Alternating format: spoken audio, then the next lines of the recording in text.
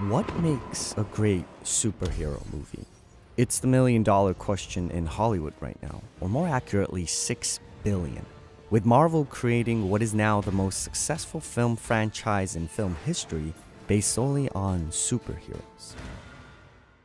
And after decades of this superhero craze, we've essentially seen every possible iterations or versions of the genre. I'm Batman. Some are excellent, pushing boundaries and attempting to redefine the genre, Oh, this is what it feels like. while others, well...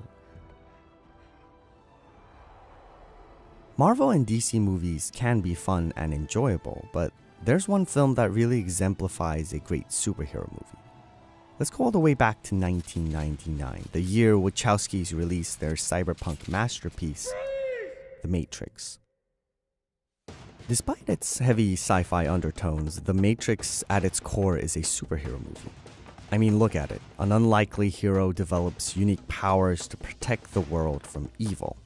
Now add an iconic look, a few memorable set pieces, and this.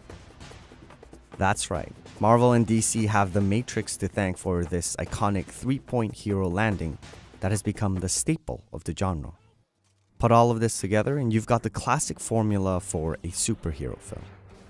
But what makes The Matrix shine is in its narrative structure, specifically the journey that Keanu Reeves' character Thomas Anderson goes through to become Neo, the Chosen One.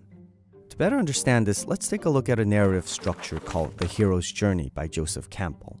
Campbell believed that every piece of fiction regarding a hero goes through a very specific set of stages, 17 to be precise.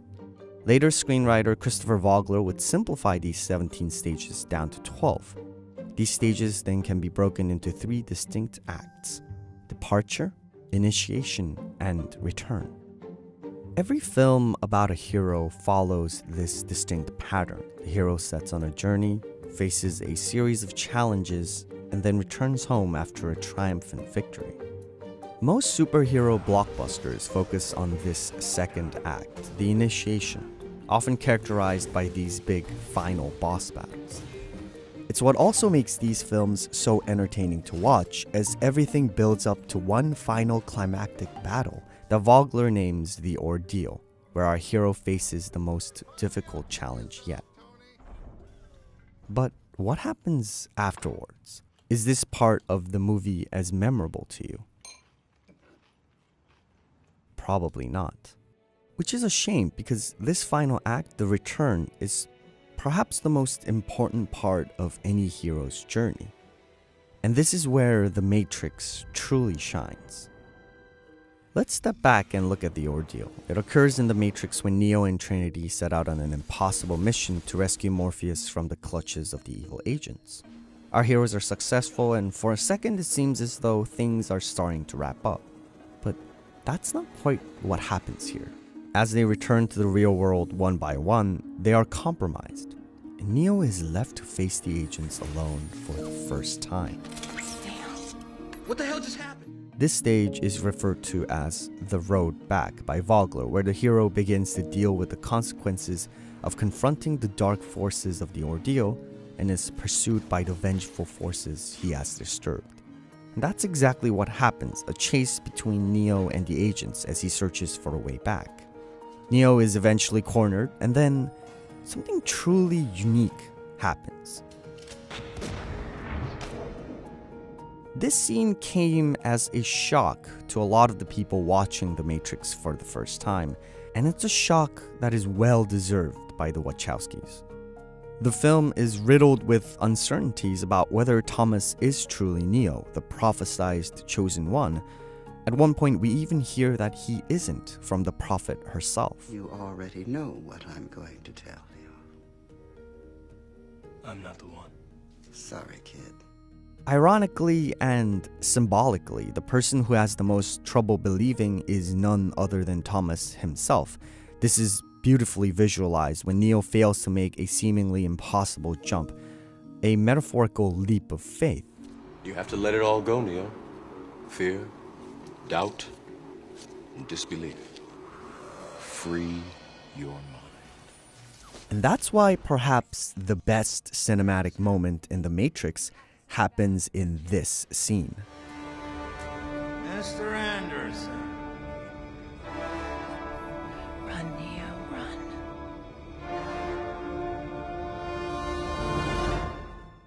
How do you visualize faith? To the Wachowskis, that answer is choice. Upon further viewing, it's surprising to see just how many times choices are visualized throughout the film. But it asks the same question every time. Do you choose to escape and avoid the harsh reality of truth, or do you choose to confront and believe it? When all odds are against Thomas, he chooses to believe in himself. What is he doing? He's beginning to believe. And that's when we witness a transformation, a moment in which a simple man becomes a hero. And when our faith for the hero is finally proven right, it feels well-deserved.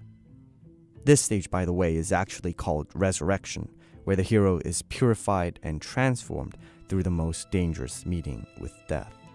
And perhaps this is where a lot of superhero films today fall short. Most of them choose to follow a safe, proven formula that neither raises the stakes nor truly tests our hero. Anyone else?